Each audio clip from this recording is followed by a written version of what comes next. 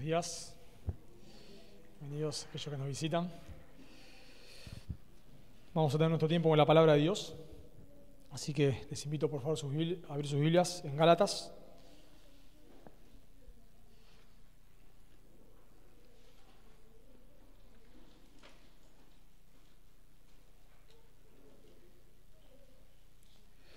En Gálatas, capítulo 3.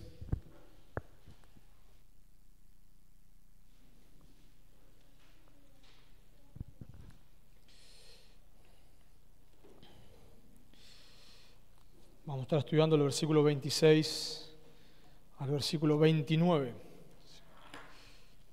Gálatas, capítulo 3, versículos 26 al 29.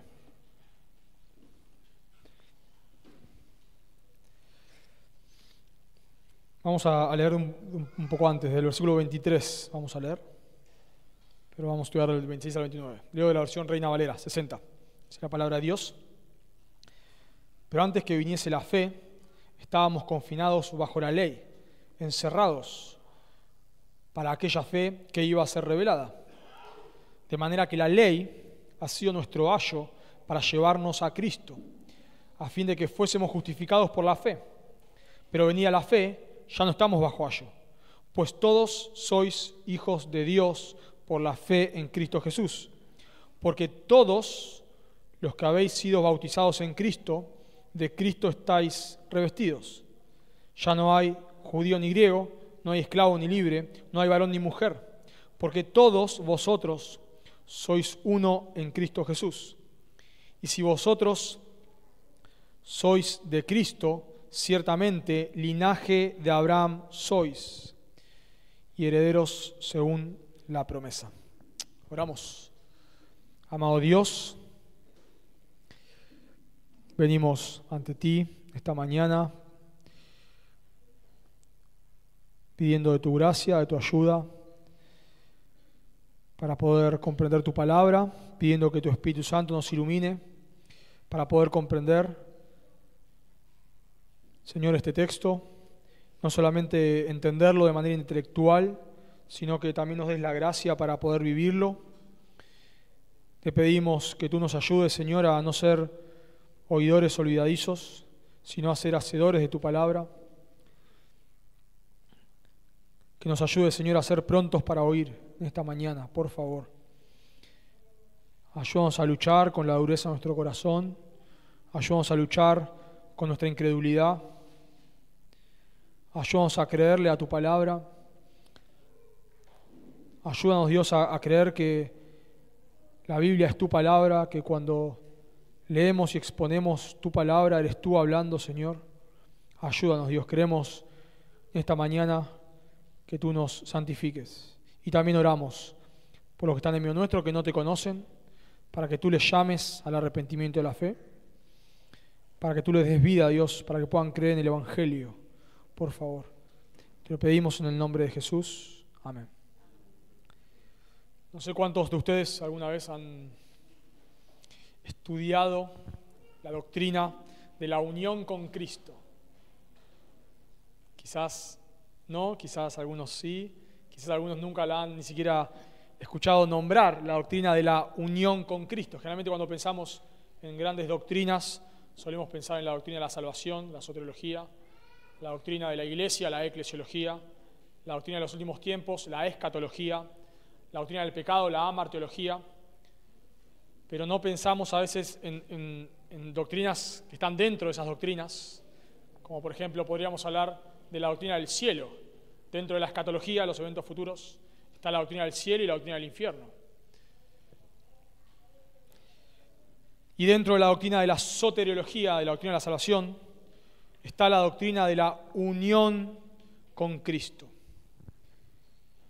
Y lo particular de esta doctrina de la unión con Cristo es que la doctrina de la unión con Cristo está arraigada a toda nuestra vida cristiana. O sea, comprender nuestra unión con Cristo nos ayuda a entender varios aspectos de nuestra vida cristiana. Dice Wayne Grudem en su teología, dice, desde los consejos de Dios en la eternidad pasada, antes de que el mundo fuera creado, a nuestra comunión con Cristo en el cielo, en la eternidad futura, e incluyendo todo nuestro aspecto de nuestra relación con Dios en esta vida, todo esto ha ocurrido en unión con Cristo. O sea, de nuestra elección pasada, en la eternidad pasada, a la eternidad futura, y toda nuestra vida presente, todo está empapado, relacionado con nuestra unión con Cristo. Dice otro autor, John Murray, en su libro Redención consumada y aplicada, dice lo siguiente: no existe nada más básico o más importante para la doctrina de la salvación que la doctrina de la unión con Cristo. Y es una doctrina que está tan empapada en las Escrituras de esta doctrina que a veces nos cuesta verlo. Pero, por ejemplo, la Biblia nos dice que la unión con Cristo es clave para entender nuestra elección. Un texto muy conocido, Efesios 1:4, según nos escogió en Él, en Cristo. Fuimos escogidos en Cristo. Eso habla de nuestra unión con Cristo. La doctrina de la escatología está relacionada con la unión con Cristo. Dice Pablo en 1 Tesalonicenses 4:17. Luego nosotros, los que vivimos, los que hayamos quedado, seremos arrebatados juntamente con ellos en las nubes para recibir al Señor en el aire, y así estaremos siempre con el Señor. O sea, fuimos elegidos en Cristo, y la esperanza del cristiano es estar con Cristo, con el Señor, para siempre. La doctrina de la unión con Cristo está arraigada a la eclesiología, a la doctrina de la iglesia, dice en Efesios 4:15, sino que siguiendo la verdad en amor, crezcamos en todo en aquel que es la cabeza, esto es Cristo. La iglesia crece en Cristo, en aquel que es la cabeza. Está arraigada nuestra santificación, dice en Romanos 6:3, ¿o no sabéis que todos los que hemos sido bautizados en Cristo, hemos sido bautizados en su muerte? Porque somos sepultados juntamente con Él para muerte por el bautismo, a fin de que como Cristo resucitó de los muertos por la gloria del Padre, así también nosotros andemos en vida nueva. Pablo está diciendo que ¿qué nos da a nosotros el poder para vencer el pecado? Estar unido a Cristo, quien ha vencido la muerte, ha vencido el pecado, y como nosotros estamos unidos a Cristo, ahora tenemos el poder en Él para vencer el pecado. La doctrina de la unión con Cristo afecta a nuestra seguridad de salvación. Dice Pablo en Romanos 8:38 y 39, por lo cual estoy seguro de que ni la muerte, ni la vida, ni ángeles, ni principados, ni potestades, ni lo presente, ni lo porvenir, ni lo alto, ni lo profundo, ni ninguna otra cosa creada nos podrá separar del amor de Dios que es en Cristo Jesús, Señor nuestro. ¿Por qué nuestra salvación es segura?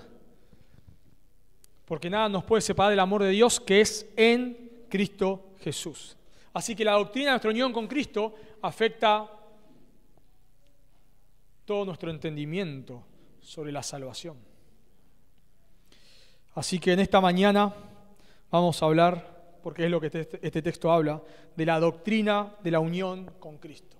La doctrina de la unión con Cristo. Pero no vamos a ver todas las doctrinas, las 10 doctrinas, sino vamos a resaltar 3 aspectos que en este texto resaltan, 3 aspectos de nuestra unión con Cristo. No son los únicos.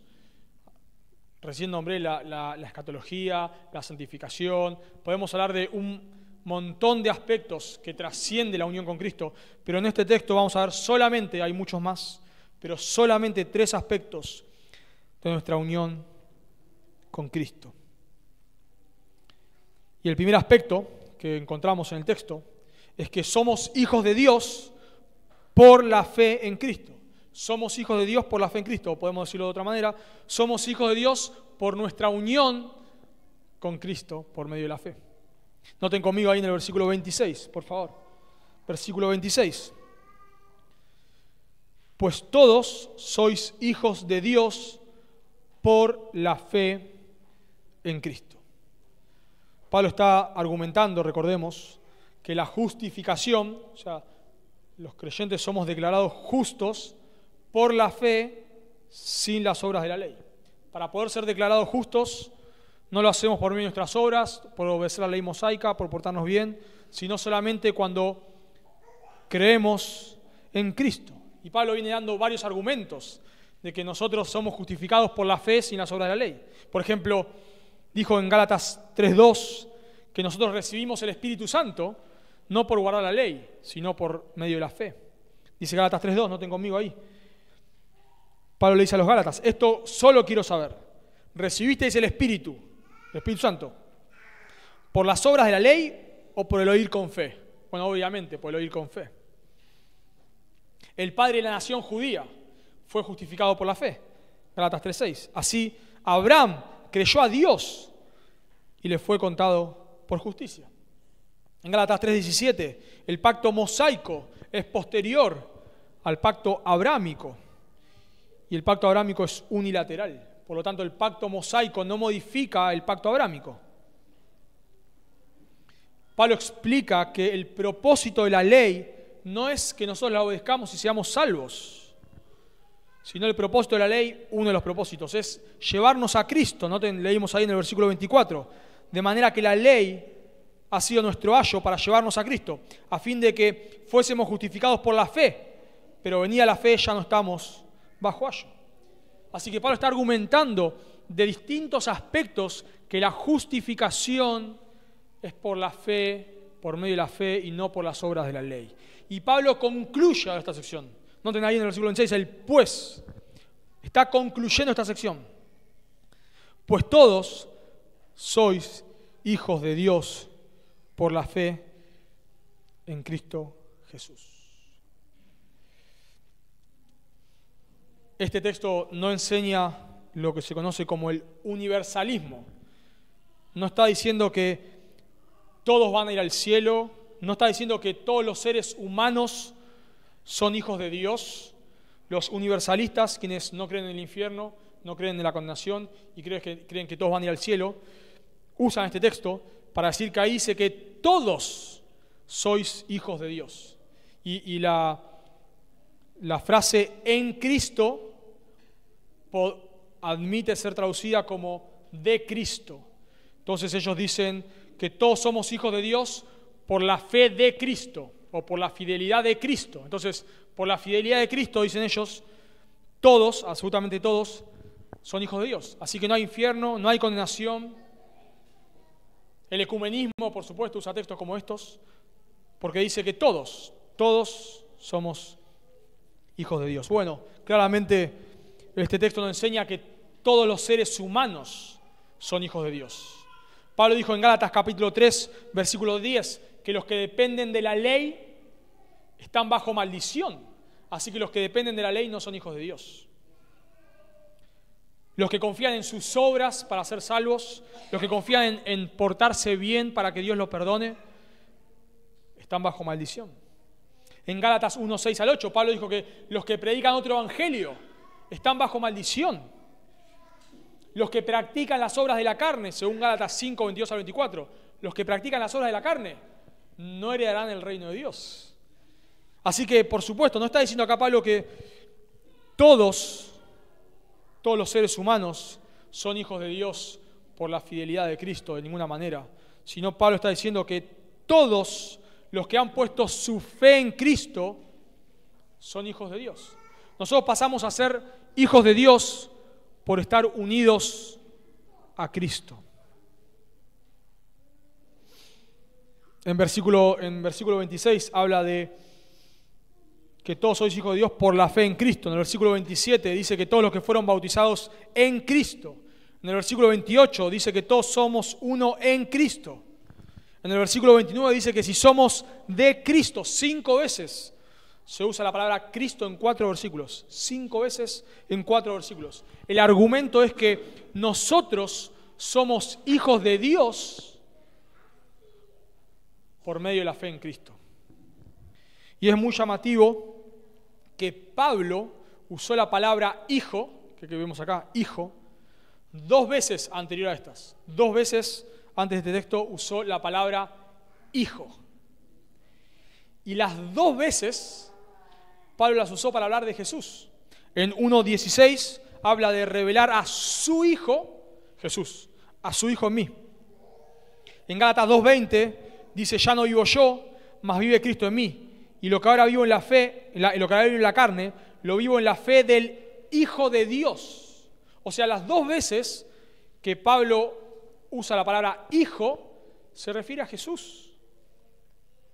Cristo es el Hijo de Dios. Cuando Jesús es bautizado por Juan el Bautista, una voz del cielo dice, este es mi Hijo amado. ¿Qué dice el Padre en el monte de la transfiguración, Mateo 17? Este es mi Hijo. Jesús es el Hijo de Dios, la segunda persona de la Trinidad. Pero es muy llamativo que ahora Pablo usa la palabra Hijo, que antes la usó para hablar de Jesús, para hablar de nosotros. Pues todos sois hijos. No solamente Jesús es el Hijo de Dios, sino ahora nosotros pasamos a ser hijos de Dios por estar unidos a Cristo. Él es el Hijo de Dios, pero nosotros somos ahora hijos de Dios por estar unidos a Cristo. Ahora nosotros los gentiles somos hijos de Dios, hijos espirituales, por haber creído en Cristo.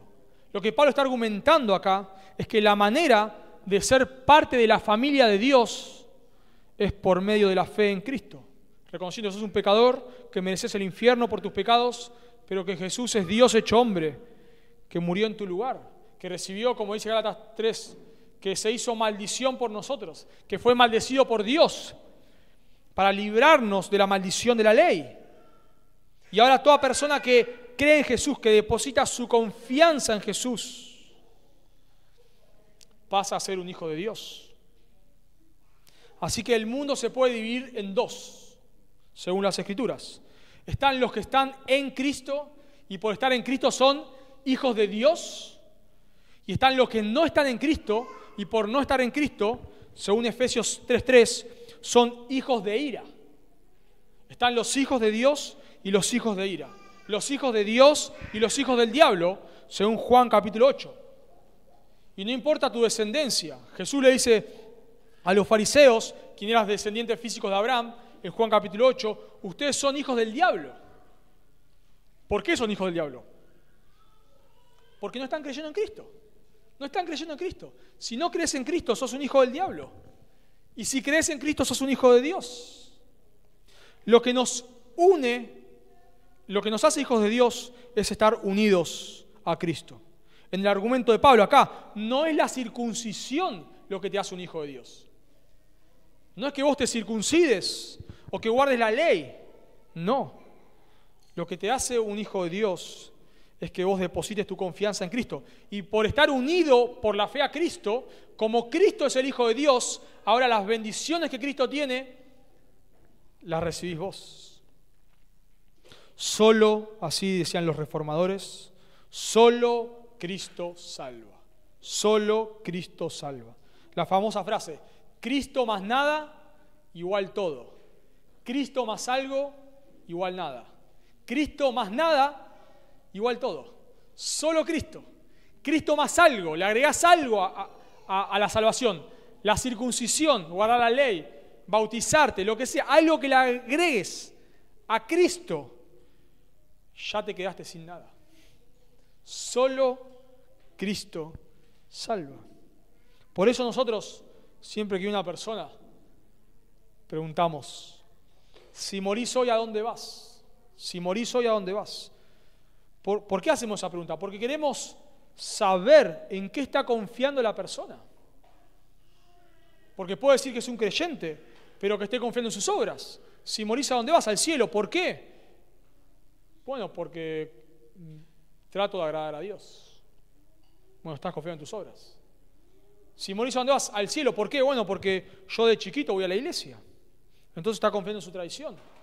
Si morís, ¿a dónde vas? Al cielo. ¿Por qué? Porque a los 12 años me bauticé. Entonces está confiando en un bautismo. Si morís, ¿a dónde vas? Al cielo. ¿Por qué? Porque un día hice una oración. entonces estás confiando en una oración y no en Cristo. Queremos saber, hacemos esa pregunta porque estamos interesados en saber en qué está confiando la persona. En que Cristo en la cruz pagó por sus pecados y por medio de la fe en Cristo ha sido reconciliada con Dios, o en sus obras. La Biblia enseña que el bautismo en agua no te une a Cristo. Una experiencia, cual fuera que sea, no te une a Cristo. Y si no estás unido a Cristo, no puedes ser reconciliado con Dios. Tener relaciones con creyentes. Hay personas que piensan eso.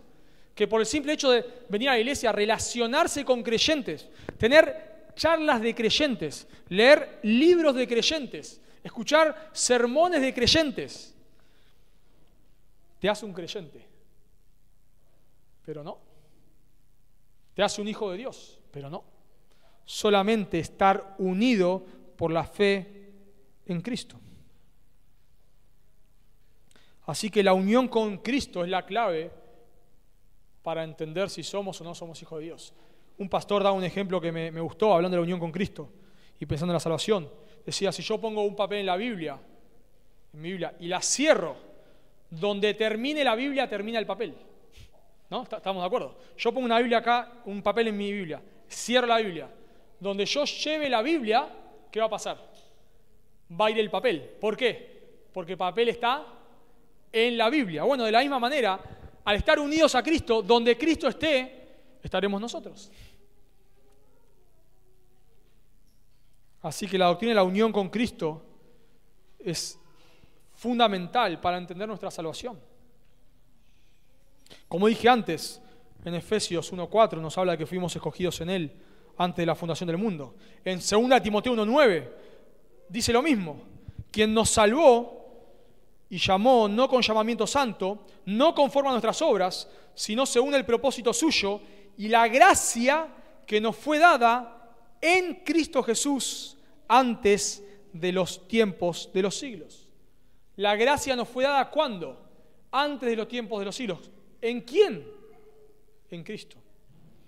Según Efesios 1:7, en Cristo tenemos redención por su sangre. Según Efesios 2:6, con Cristo estamos sentados en los lugares celestiales. Y ahora no hay ninguna condenación para ¿quiénes?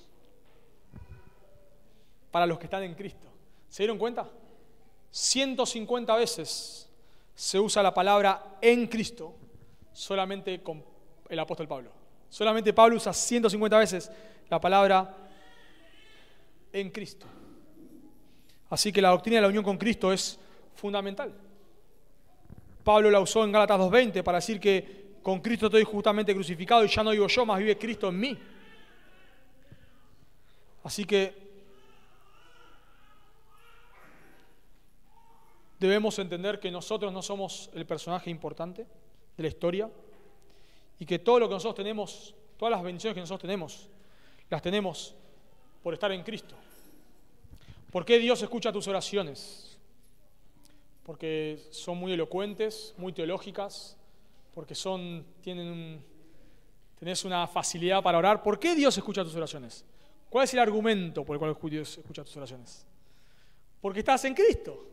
Por eso dice que todo lo que pedimos lo debemos pedir en su nombre. Dios nos responde porque nosotros estamos unidos a Cristo.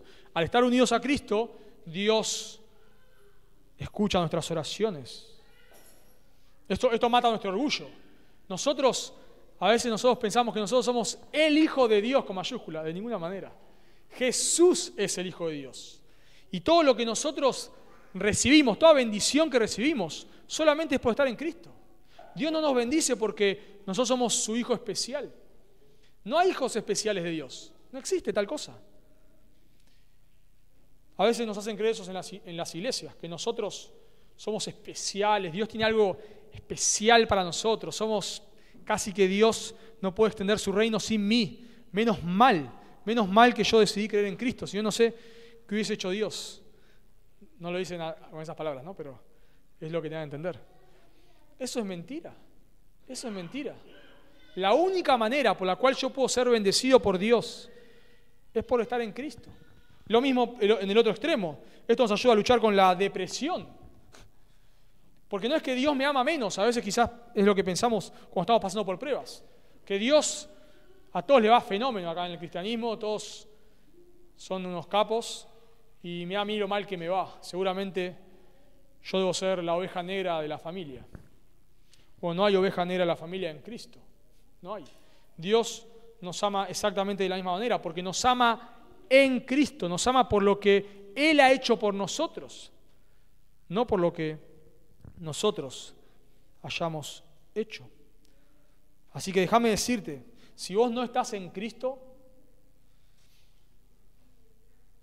no sos de la familia de Dios. Si no te has arrepentido de tus pecados y has puesto tu fe en Cristo, no sos un hijo de Dios. No lo sos. Bueno, eso es lo que la Biblia acá nos está enseñando en el texto, que somos hijos de Dios por la fe en Cristo. Por lo tanto, si vos no te has arrepentido de tus pecados, si no has puesto tu fe en Cristo, vos no sos un hijo de Dios. Ahora, no importa si te relacionás con creyentes, no importa si sos miembro de una iglesia, aún si sos miembro de esta iglesia, no importa, porque la membresía de una iglesia no te salva. Lo que vos debes preguntarte es si has puesto tu confianza, y me gusta, un teólogo habla de no hablar de fe, sino de confianza, pues la palabra fe está tan mal utilizada que yo tengo fe de que me va a ir bien el examen, aunque no estudié. Bueno, está mal utilizada. Quizás el aspecto es confianza. Si vos no has depositado tu confianza en Cristo y estás confiando en cualquier cosa, aún cosas, podemos decir que buenas, como leer tu Biblia, pero si vos estás confiando en leer tu Biblia para que por medio del mérito de leer tu Biblia seas un hijo de Dios, no. Solo por estar unido a Cristo. Así que debes preguntarte, ¿estás unido a Cristo? Y si estás unido a Cristo, entonces podés tener la seguridad que donde esté Cristo estarás vos. Y por eso la esperanza que tiene el creyente es que cuando Él venga seremos semejantes a Él. Y la esperanza que tiene el creyente es que donde estará Cristo por toda la eternidad, habitando en cielos nuevos y tierra nueva, allí estarán todos los que están unidos a Él. Porque donde termina la Biblia, termina el papel.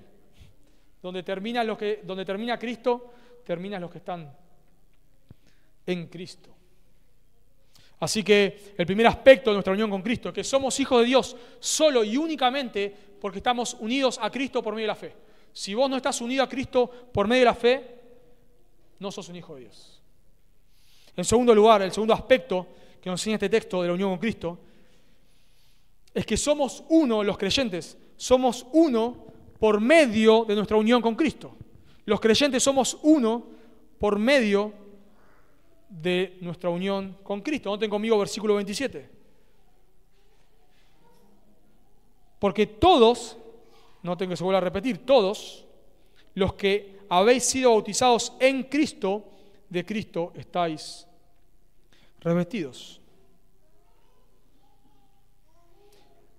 En el versículo 26 eran todos los que habían creído en Cristo.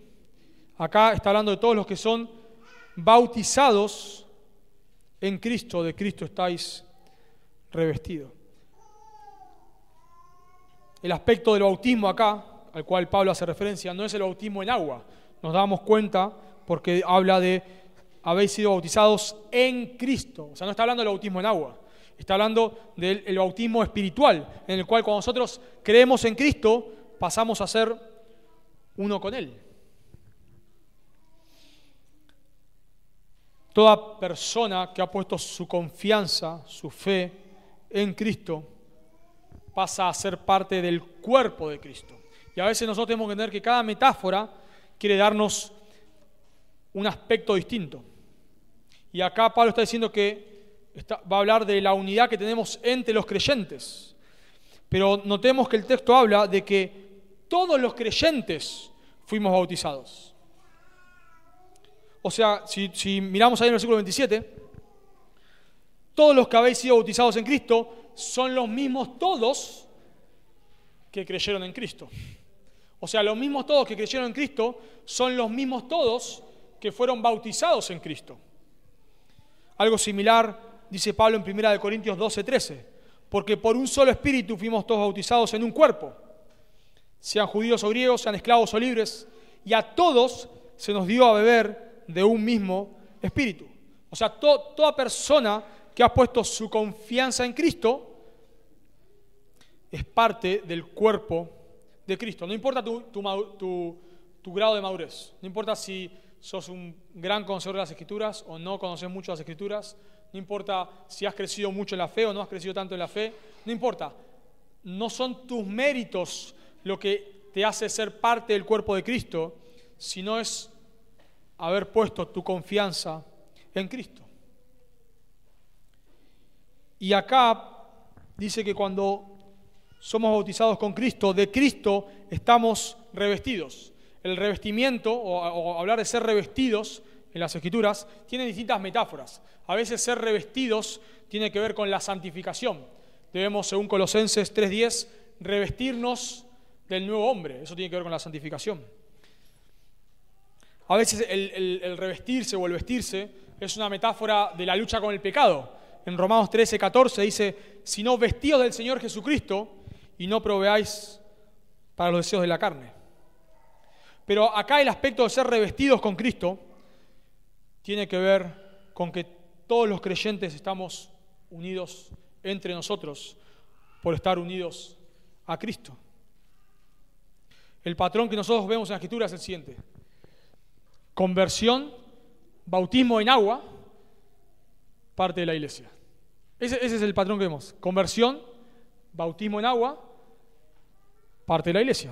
Bueno, ¿por qué es eso? Porque el patrón espiritual de un creyente es que cree, en el momento que cree, es bautizado en el Espíritu Santo, o en Cristo, como dice acá, y por lo tanto pasa a ser parte del cuerpo universal de Cristo. O sea, lo que Pablo está diciendo acá es, la unión con Cristo no solamente nos hace hijos de Dios, o sea, no solo tiene un aspecto vertical mi unión con Cristo, sino que mi unión con Cristo tiene un aspecto horizontal, donde me une a otros creyentes. Por lo tanto, es una incongruencia decir que yo estoy unido a Cristo mientras no estoy unido a otros creyentes. Es una incongruencia, porque la salvación tiene un aspecto vertical, personal, donde por medio de la fe yo soy unido a Cristo, personal, pero esa relación vertical y personal no está disociada de mi relación horizontal. ¿Se dan cuenta? Entonces, lo que Pablo está diciendo acá es, ahora, por estar unidos a Cristo y estar revestidos de Cristo, todos nosotros somos uno. Todos, cuando habla de ser bautizados en Cristo, está hablando de que, hace una referencia a que todos ahora somos parte del mismo cuerpo. Es una incongruencia que alguien diga que es un creyente, mientras que no es parte de una iglesia local. Es una incongruencia. ¿Puede pasar? Bueno, puede pasar, claro. Puede ser que le falte instrucción, puede ser por dureza de corazón, o sea, puede haber, digamos, algunos motivos por los cuales esto pase. Pero, teológicamente hablando, es una incongruencia, porque la Biblia no separa mi relación con Dios de mi relación con otros. Mi unión con Cristo es tan estrecha que me une a otros.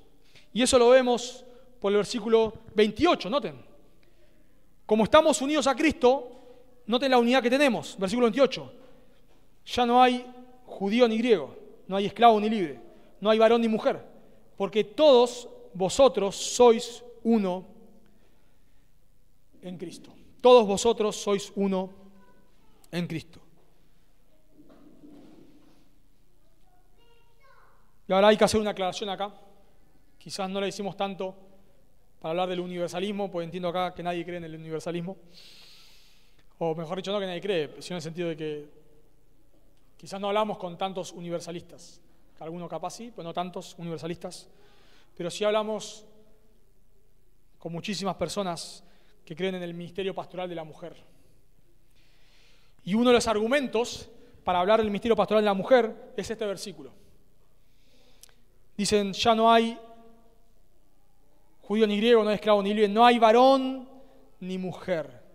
Los que así se llaman igualitarios, la postura teológica igualitaria, dice que las mujeres pueden ser pastoras porque ahora en Cristo ya no hay distinción de roles. Dice un comentarista, un gran teólogo, F.F. Bruce.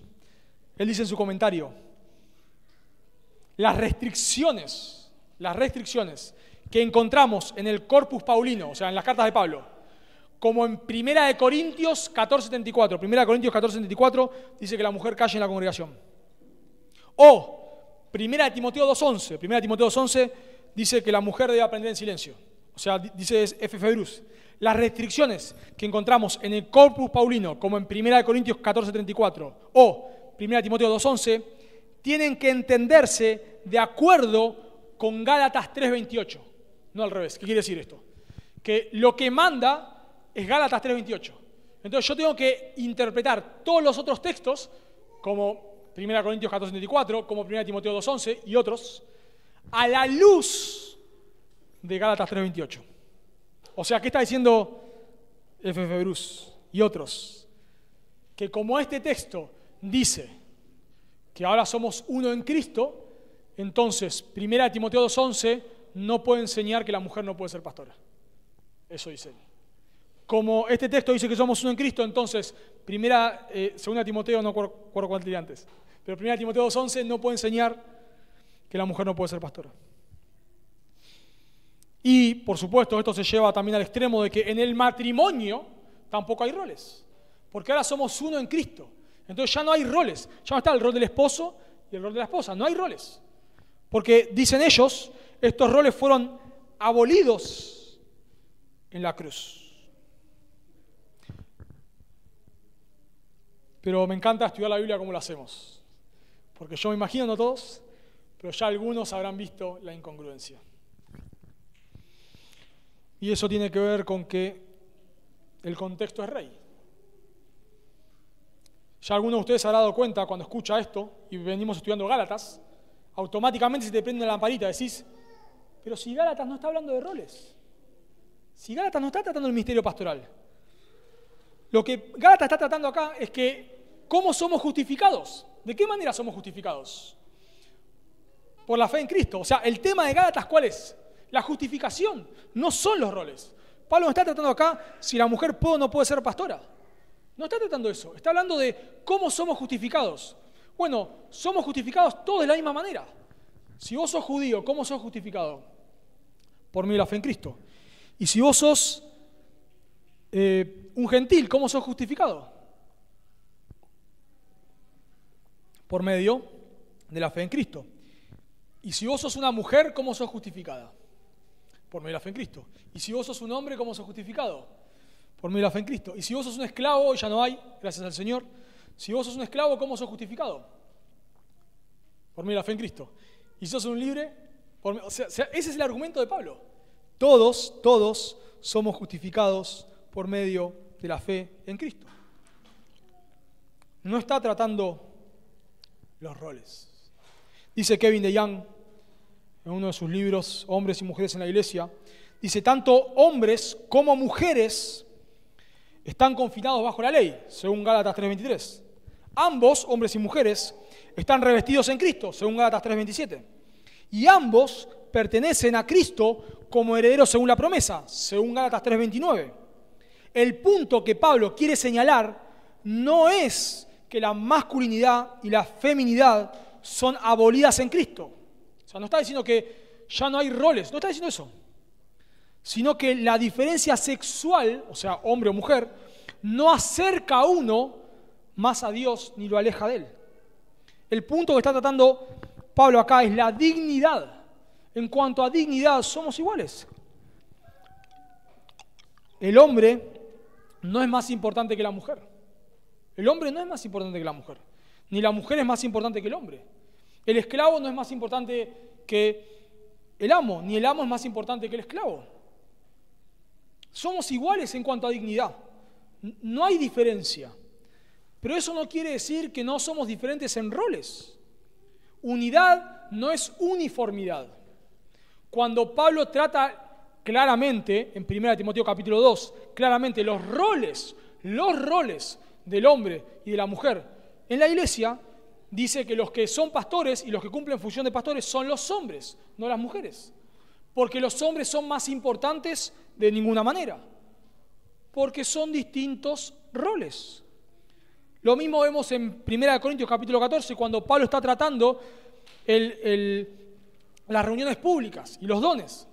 Dice que los hombres enseñan, no las mujeres.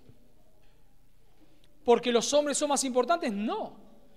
Sino solamente porque son distintos roles. Y lo mismo lo podemos ver dentro de los mismos, dentro de la masculinidad y dentro de la feminidad. No todos los hombres son pastores. Pocos hombres son pastores. ¿Qué quiere decir? ¿Que los hombres que son pastores son más importantes que los hombres que no son pastores? No, sino que tienen funciones distintas.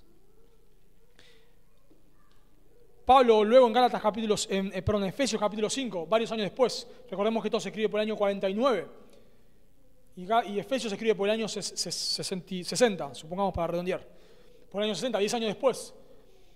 Y Pablo resalta las diferencias en roles, en Efesios 5, en el matrimonio, entre hombres y mujeres. Por lo tanto, la unidad no quiere decir uniformidad. La aplicación correcta de este texto no es decir, porque ahora somos uno en Cristo, entonces vamos a poner pastoras. Esa no es la aplicación correcta. La aplicación correcta es que, como somos uno, nosotros los creyentes debemos reflejar esa unidad. Esa es la aplicación correcta. Dice Gruden en su teología, los vínculos de comunión entre creyentes, los vínculos de comunión, son tan fuertes que los creyentes pueden casarse solo en el Señor. 1 Corintios 7:39. Los vínculos entre creyentes son tan fuertes que los creyentes pueden casarse solo en el Señor. Esto no enseña el ecumenismo, ya lo explicamos en el versículo 26, sino lo que esto enseña es que nosotros somos uno y por lo tanto debemos amarnos entre nosotros porque estamos en Cristo. No importa tus gustos acá, no importa tus hobbies. Yo no tengo el mismo hobby que casi ninguno de ustedes, o ustedes no tienen el hobby que tengo yo. No nos gusta lo mismo, no tenemos las mismas preferencias. No todos tenemos la misma familia. No todos tenemos la misma profesión. No a todos nos gusta lo mismo. Pero no importa. No importa si yo no terminé la primaria y vos tenés un doctorado. No importa si a vos te gusta el deporte y a mí lo único que me gusta es leer libros. No importa. Nada de eso importa. El punto es que como estamos en Cristo, nosotros debemos amarnos. Por eso en las iglesias no tenemos que hacer un grupo para los niños, un grupo para los jóvenes, un grupo para los jóvenes universitarios, un grupo para los jóvenes universitarios que están en tercer año. No, podemos tener, iglesias pueden tener grupos de jóvenes, sí lo pueden tener, pero lo que no tenemos que hacer es que la iglesia se transforme en grupos, que son dos cosas distintas. Puedes tener reunión de damas, una iglesia, tranquilamente, puedes tener reunión de jóvenes, tranquilamente. El problema está cuando nosotros fraccionamos a las iglesias y el grupo de jóvenes es un fin en sí mismo. Y el grupo de damas sin hijos es otro grupo en sí mismo. Y el grupo de damas solteras, otro grupo. Y el grupo de damas con hijos adultos, otra. Y el grupo de hombres sin hijos. No, hermanos, eso no refleja la unidad. De vuelta, ¿podemos tener una iglesia de distintos? Sí, claro que sí. Pero que tengamos distintas reuniones, como en muchas iglesias se hace, no tiene de ninguna manera que llevarnos a nosotros a reflejar que la iglesia son grupos. Grupos según tus gustos. Entonces yo me relaciono solamente con los hombres que les gusta el fútbol. Y si te gusta el rugby, te invito por favor a ir a otro grupo. No. La aplicación correcta de este texto es que no tiene que haber diferencias. Y quizás nosotros lo hacemos con cosas graciosas como estas. Pero para un judío, no para un judío, para cualquier persona de ese tiempo, leer este texto era algo sumamente fuerte, sumamente fuerte. Dice un comentarista, los hombres helénicos en ese medio tiempo, los hombres helénicos, los griegos, los hombres helénicos agradecían regularmente a sus dioses por permitirles nacer como seres humanos y no como bestias, como griegos y no como bárbaros, como ciudadanos y no como esclavos. O sea, un hombre griego oraba a Dios diciendo: Señor, gracias que no me has hecho un bárbaro. Señor, gracias que no me has hecho una mujer. Dice este mismo comentarista que un rabino del siglo II había desarrollado esta bendición. Bendito sea el Señor, Dios nuestro, Rey del universo, que no me has hecho extranjero. Bendito sea, Señor, Dios nuestro, Rey del universo, que no me has hecho esclavo. Bendito sea, Señor, Rey del universo, que no me has hecho mujer. Así que ahora Pablo diga que no hay esclavo ni libre, que no hay varón ni mujer en cuanto a la salvación, es algo impactante. Esto es tan impactante que a lo largo de la historia de la iglesia, o sea, a lo largo de que leemos en el libro de los Hechos, en el desarrollo de la iglesia y las cartas que vemos en el Nuevo Testamento, esto fue algo difícil de entender. A Pedro se lo cuestiona en Hechos 11 por haber entrado a comer en casa de un gentil. Luego de años, Pedro se aleja de los gentiles cuando vienen los judíos. Fue algo difícil, sumamente difícil de entender. Pero lo que era impactante es que ahora esclavos y libres, gentiles y judíos, hombres y mujeres, ahora son uno. Eso impactaba. Nosotros, en nuestra cultura, no tenemos tampoco grande, digamos, discriminación en el sentido de, no sé, como en Estados Unidos lo ha sido y lo es todavía la discriminación entre blancos y negros. Quizás nosotros no hemos tenido algo tan fuerte y usamos ilustraciones de River y Boca, pavadas así, pero son pavadas. Porque River y Boca no refleja ni cerca el odio que había entre judíos y gentiles. Ni de cerca.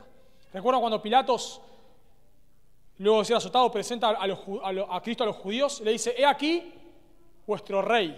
Pilatos está burlando. Imagínense a Cristo desfigurado casi, ensangrentado. Y Pilato está diciendo, este es el rey que ustedes se merecen. Se está burlando. Pero lo hermoso del Evangelio, hermanos, es que ahora somos uno en Cristo. Y eso debemos reflejar. Y la Biblia muchas veces hace esto. Esta es la verdad, ahora vivila. Por ejemplo, ya moriste al pecado, Romanos 6. Ahora considerate muerto al pecado. Y en Efesios 4 nos dice que somos uno, pero ahora debemos esforzarnos por guardar la unidad del Espíritu. La unidad la tenemos en el Espíritu, pero nosotros debemos esforzarnos por guardar esa unidad. Pablo dice en Efesios 4:3, solícitos en guardar la unidad del Espíritu en el vínculo de la paz. La palabra ahí, solícitos, es esforzarte. La misma palabra se usa en 2 Timoteo 2:15, procura con diligencia. Procura con diligencia, habla de un esfuerzo. Procura con diligencia es lo mismo que solícitos en guardar la unidad del Espíritu. Somos uno en Cristo, por lo tanto debemos esforzarnos. Así que debemos preguntarnos, ¿de qué manera nosotros nos esforzamos en la iglesia para demostrar la unidad que tenemos más allá de los gustos que tengamos? ¿De qué manera nos esforzamos? O sea, es una realidad espiritual. Somos uno en Cristo. Si vos estás en Cristo, estás unido a Cristo y estás unido a otros creyentes. Pero nosotros debemos reflejar esa unidad. Por lo tanto, la aplicación correcta, como dije antes, no es las mujeres no tienen que ser pastoras. ¿Se dieron cuenta? No tiene nada que ver. Nada que ver en el texto. La aplicación correcta no sería las mujeres tienen que ser pastoras. La aplicación correcta es mostremos la unidad que tenemos en Cristo. Así que vimos 3 aspectos de nuestra unión con Cristo. El primer aspecto es que si somos hijos de Dios, o somos hijos de Dios por la fe en Cristo, o somos hijos de Dios por estar unidos a Cristo. Ese es el primer aspecto de la unión con Cristo. El segundo aspecto de nuestra unión con Cristo es que somos uno por medio de Cristo. No solamente estamos unidos a Cristo, sino estamos unidos a otros creyentes por medio de Cristo. Y el tercer y último aspecto es que somos descendientes de Abraham por medio de Cristo. Somos descendientes de Abraham por medio de Cristo. Noten conmigo versículo 29. Y si vosotros sois de Cristo, ¿se dan cuenta la repetición? Y si vosotros sois de Cristo, ciertamente linaje de Abraham sois y herederos según las promesas. Acá hay un condicional, si vosotros sois de Cristo. Este condicional no tiene la idea de poner en duda si ellos, los Gálatas, son o no son de Cristo, sino funciona como una afirmación, pero que hace pensar. Por ejemplo, Si yo estoy hablando con un miembro de esta iglesia y le digo, si vos sos miembro de esta iglesia, bueno, estoy negando que sea miembro. Lo estoy llevando, cuando yo le digo, si vos sos miembro de esta iglesia, a un miembro de la iglesia, espero que esa persona en su mente diga, sí lo soy, claro que lo soy. Entonces, si vos sos miembro de la iglesia, cuando te hiciste miembro, te comprometiste a tal cosa. ¿Se dan cuenta? Entonces, no estoy poniendo en duda si es miembro o no es miembro. Por medio del condicional, si sos miembro, estoy tratando de que la persona reflexione. Claro que soy miembro, bueno, entonces hace esto. Se usa así de otras maneras. Si hemos muerto con Cristo, bueno, sí, claro que hemos muerto con Cristo, entonces vivamos de tal manera. Bueno, acá Pablo está diciendo, si ustedes son de Cristo, sí, claro que somos de Cristo. Entonces la conclusión es, ciertamente, linaje de Abraham sois y herederos según las promesas. Si estamos en Cristo, recibimos la bendición del pacto abrámico que viene a través de Cristo. Recordemos que Pablo está tratando acá el aspecto de la bendición del pacto abrámico. Así que lo que nos hace linaje de Abraham no es la circuncisión ni guardar la ley, sino que lo que nos hace descendientes de Abraham, lo que nos hace ser bendecidos por medio de la promesa, es estar en Cristo. Ahora, voy a también así como dijimos del misterio pastoral de la mujer, también es importante aclarar, suelo no meterme en estos temas, porque sé que muchos de ustedes ni enterados de toda la discusión que hay, pero bueno, lo voy a hacer y en algún momento van a escuchar y bueno, van a recordar esto. Este texto no dice que la iglesia es Israel. Este texto no dice que la iglesia ahora es Israel. Anthony Joquema, quien es un pastor amilenialista, él dice en uno de sus libros, La Biblia del Futuro, dice, nuevamente vemos la identificación de la iglesia del Nuevo Testamento como el verdadero Israel. O sea, dice él, vemos a la iglesia del Nuevo Testamento como el verdadero Israel y la de sus miembros como verdaderos herederos de las promesas hechas a Abraham.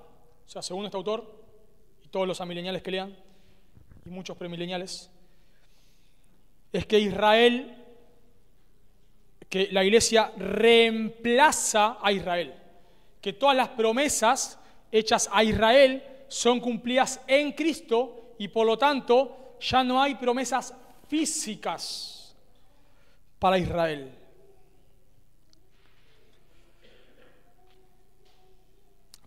Pero debemos recordar, ¿qué está tratando Pablo acá? Recordemos que el pacto abrámico tiene tres promesas: tierra, descendencia y bendición. ¿Qué está tratando Pablo acá? La bendición, noten en Gálatas 3:8. Y la Escritura, previendo que Dios había de justificar por la fe a los gentiles, dio de antemano la buena nueva a Abraham, diciendo, en ti serán benditas todas las naciones.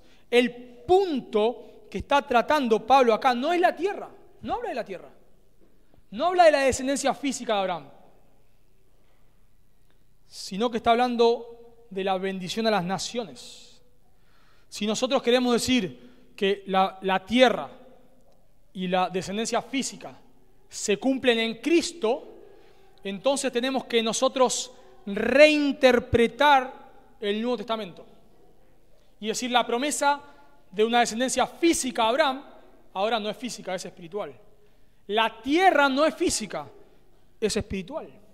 Ahora, si nosotros decimos que Pablo acá se refiere a la bendición, al punto del pacto abrámico, de la bendición, nosotros no reinterpretamos nada. Tomamos el texto según su contexto. Dios le promete a Abraham que por medio de él todas las naciones iban a ser benditas, lo cual incluía ¿a quiénes? A los gentiles. Y ahora cuando nosotros entendemos eso, estamos aplicando interpretar un texto según su contexto. La igualdad entre judíos y gentiles no excluye las promesas hechas a Abraham. Dice un escritor, muchos dispensacionalistas, incluyéndome a mí, concordamos con los no dispensacionalistas en que Cristo es el verdadero y último Israel, el templo, la descendencia de Abraham. Sin embargo, Cristo no es Israel de tal manera que trasciende o elimina la idea de una Israel corporativa, étnico y nacional. ¿Qué está diciendo esto? Que la Biblia presenta a Jesús como el verdadero Israel. Es correcto eso. Pero que Jesús sea el verdadero Israel no elimina las promesas a Israel. Voy a dar un ejemplo de esto.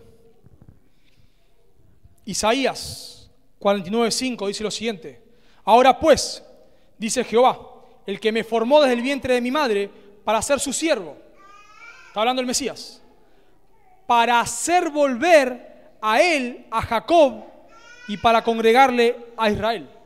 Noten que este Mesías, que es el verdadero Israel, ¿qué va a hacer? Va a restaurar a Israel. El verdadero Israel, que es Jesús, va a restaurar a Israel. Esto quiere decir que Jesús sea el verdadero Israel no quiere decir de ninguna manera que todas las promesas hechas a Israel se cumplen en Jesús y por lo tanto no es necesaria una descendencia física. Dice otro autor, Michael Black, Isaías 49, 3 y 6 contradice explícitamente el argumento de los no dispensacionalistas de que Cristo como el verdadero Israel significa el final de la importancia nacional de Israel. No solo que Cristo como verdadero Israel no significa la conclusión de la nación de Israel en el plan de Dios, sino que la presencia de Cristo significa la restauración de la nación de Israel. O sea, Jesús como el verdadero israelita no elimina a Israel. Al contrario, Jesús como el verdadero israelita restaura a Israel. Eso dice Isaías 49. El verdadero Israel restaurará a Israel. ¿Y qué le preguntan los discípulos a Jesús, el Mesías, en Hechos 1 antes de que ascienda a los cielos?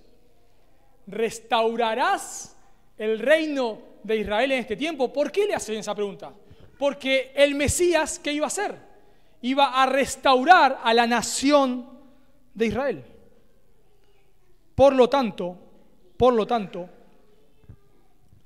la unidad entre judíos y gentiles no excluye las promesas físicas a Israel. La iglesia no reemplaza a Israel. Y esto tiene concordancia, nuevo, con lo que dice, y ya concluyo con esto, voy concluyendo con esto, Isaías 19. Noten lo que dice Isaías 19, una promesa futura. Dice, en aquel tiempo Israel será tercero con Egipto y con Asiria para bendición en medio de la tierra. Porque Jehová de los ejércitos los bendecirá diciendo, bendito el pueblo mío, Egipto, y el asirio, obra de mis manos, e Israel, mi heredad. A Egipto se lo llama mi pueblo. Egipto será el pueblo de Dios junto con Israel, el pueblo de Dios. Así que no tiene nada de malo pensar que Israel como nación cumplirá un propósito especial en el futuro dentro del plan de Dios. Dice Apocalipsis 21-24, hablando del cielo, y las naciones que hubieren sido salvas andarán a la luz de ellas, y los reyes de la tierra traerán su gloria y honor a ella. Si pensamos que en el cielo habrá naciones, ¿qué problema hay con que Israel sea una de esas naciones? Y que Israel como nación sea parte del pueblo de Dios junto con otras naciones, como Egipto, como Asiria, etc. Entonces, si nosotros pensamos en el cielo, no como un lugar esotérico donde vamos a caminar en las nubes, sino como un lugar físico, donde habrá naciones y habrá reinos, y muy probablemente esas mismas naciones serán las que han estado en esta tierra y han creído en Cristo, entonces no tienen nada de incongruente que Israel, como pueblo de Dios, ocupa un lugar especial en el reino de Dios, junto a las otras naciones que también son el pueblo de Dios. Y aplicamos lo mismo, hermanos, que dijimos respecto al no pastoral de la mujer. Unidad no significa uniformidad. Que hombres y mujeres sean uno en Cristo no quiere decir que tengan los mismos roles. Que nosotros seamos uno en Cristo no quiere decir que tengamos los mismos dones y ocupemos las mismas funciones. Que judíos y gentiles sean uno en Cristo no quiere decir que los judíos no puedan tener un lugar especial dentro del pueblo de Dios, como su heredad. Y al mismo tiempo que todos seamos pueblo de Dios. Así que el último aspecto es que somos hijos de Dios, somos descendientes de Abraham porque estamos unidos a Cristo. ¿Se dan cuenta?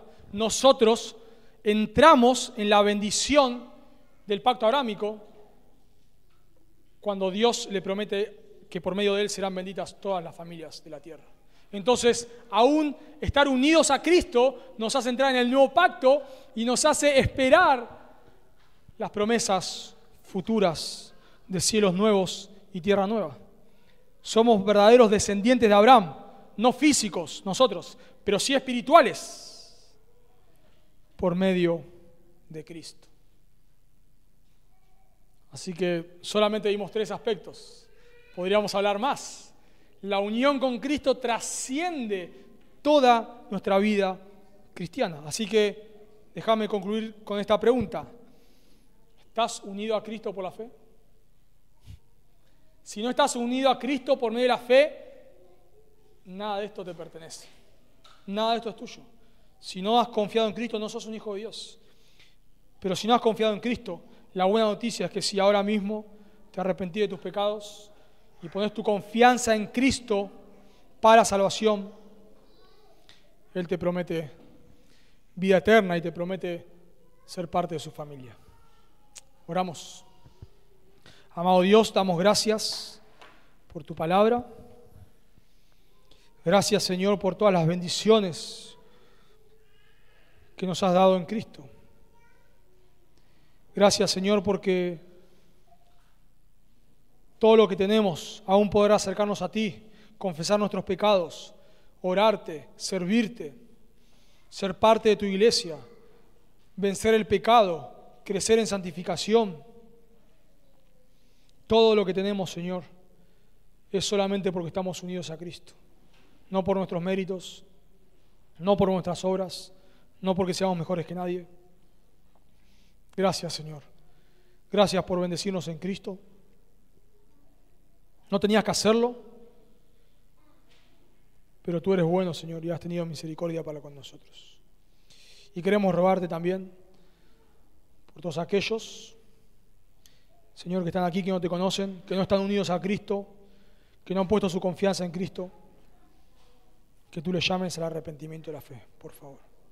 Te lo pedimos en el nombre de Jesús. Amén.